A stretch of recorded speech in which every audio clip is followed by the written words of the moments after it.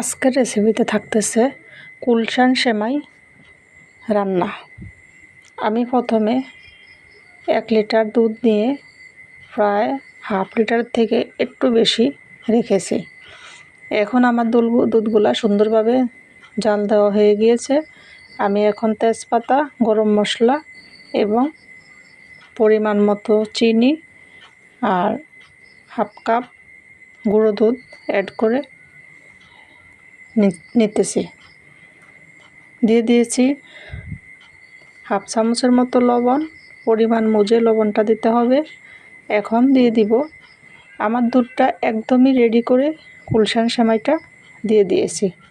সেমাইটা বেশিক্ষণ রান্না করা যাবে না, কয়েকটা বলক উঠলেই 2-3টা বলক উঠলেই সেমাইটা দিয়ে দিতে হবে। দিয়ে দিয়েছি 1 কাপ পরিমাণ নারকেল কুড়ানো। এখন আমি